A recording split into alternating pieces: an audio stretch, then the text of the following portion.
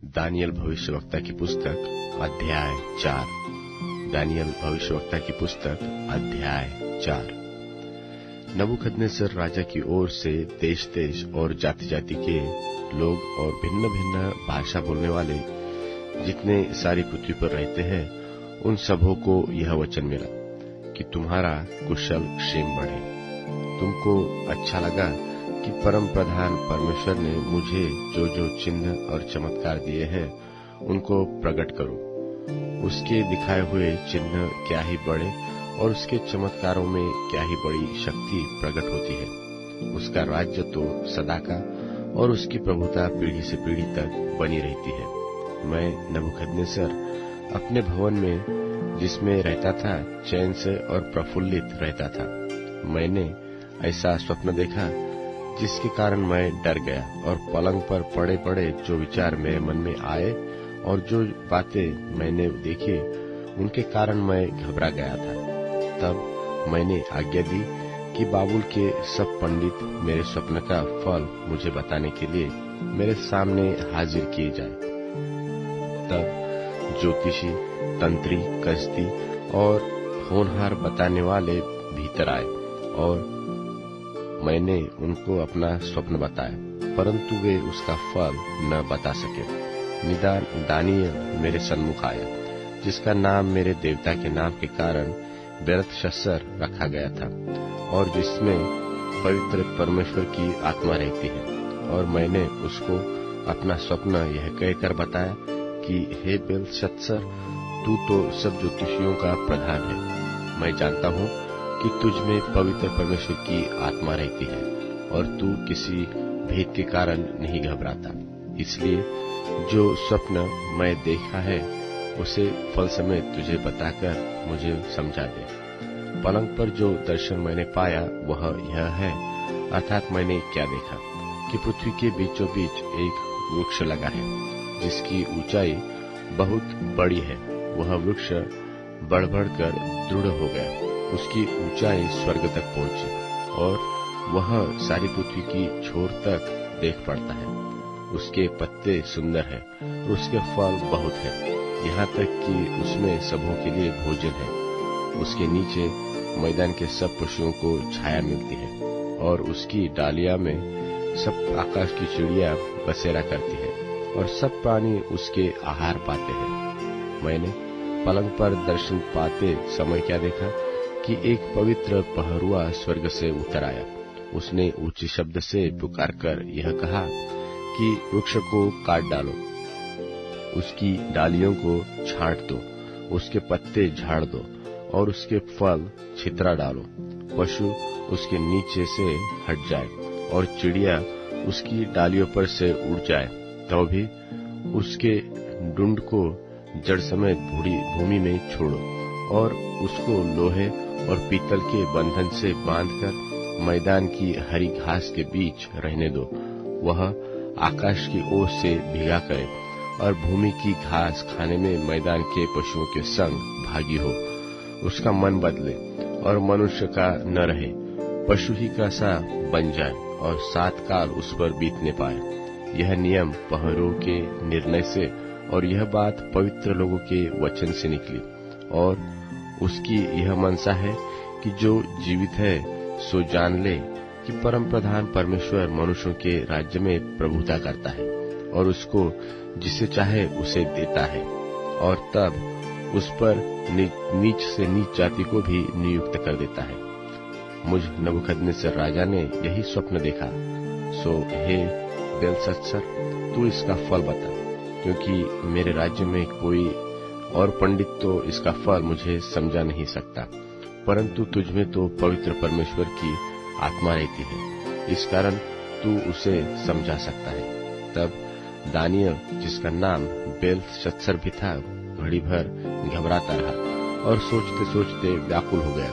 तब राजा कहने लगा, हे बेलतशस्सर, इस स्वप्न से व इसके फल से तू व्याकुल मत हो। बेलतशस्सर ने कहा, हे मेरे प्रभु, यह स्वप्न तेरे वैरियों पर और इसका अर्थ तेरे द्रोहियों पर फले।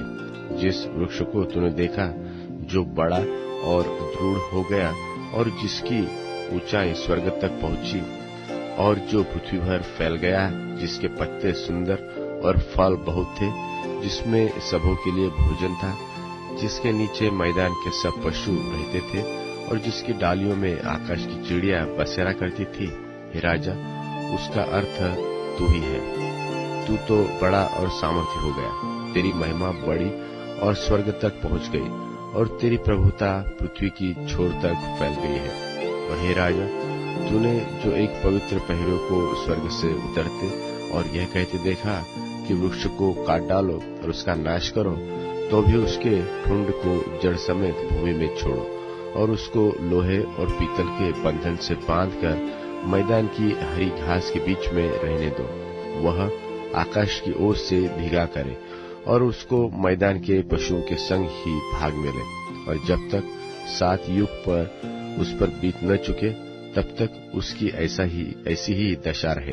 हे राजा, इसका फल जो परम प्रधान ने ठाना है कि राजा पर घटे, वह यह है कि तू मनुष्यों के बीच से निकाला जाएगा और मैदान के पशुओं के संग रहेगा और बैलों की नाई घास चरेगा और आकाश की ओर से भीगा करेगा, और 7 युग तुझ पर बीतेंगे, जब तक कि तू न जान ले कि मनुष्यों के राज्य में परम प्रधान ही प्रभुता करता है और उसको वह जिसे चाहे उसे दे देता है, और उस वृक्ष के ठुंड को जड़ समेत छोड़ने की आज्ञा जो हुई है, इसका फल यह है कि तेरा राज्य तेरे लिए बना रहेगा।